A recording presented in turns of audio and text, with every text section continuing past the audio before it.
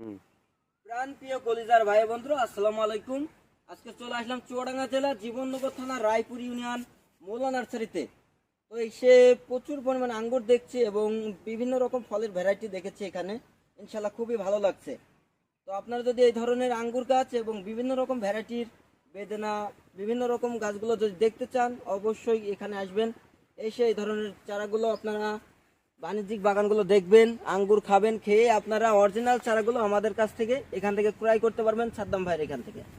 ইনশাল্লাহ দেখতে পাচ্ছেন থোকা থোকা থোকা থোকা কি পরিমাণ আঙ্গুর ধরে আছে। এটা বাইকানোর জাতের একটা আঙ্গুর, বাংলাদেশের ওয়েদারে এত পরিমাণ ফলনশীল এটা। ইনশাল্লাহ আপনারা যদি নেন, এটা ইনশাল্লাহ সফলতা পাবেন, বাণিজ্যিকভাবে করতে পারবেন।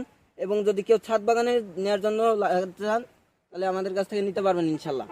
তো চাচা এখানে আসেন, একটু কিছু কথা বলবো। আপনারা তো এখানে থাকেন, তা এখানে আপনারা এই যে আঙ্গুরে কি কি সার ব্যবহার করেন? এখন তো সার দিচ্ছেন, দেখি। এই যে দেখতে পাচ্ছেন সব রকম সার এখানে ভেজাল করা আছে। ইনশাল্লাহ সব গাছের গোড়ায় দেওয়া হচ্ছে, এই কারণেই আমাদের গাছে এত পরিমাণ ফল ধরেছে। আর উপরে গাছের উপরে কি ওষুধ ম্যানসার স্প্রে করতে হয় উপরে, যাতে পাতাগুলো সতেজ থাকে এবং ফল সতেজ থাকে, কোনো রোগ বালাই না হবে, এই কারণে ম্যানসার স্প্রে করে।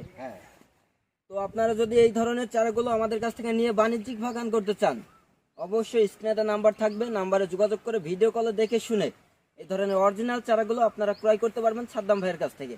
তো দর্শক সুস্থ থাকবেন এবং ভালো থাকবেন। আসসালামু আলাইকুম ওয়া রাহমাতুল্লাহি ওয়া বারাকাতুহু।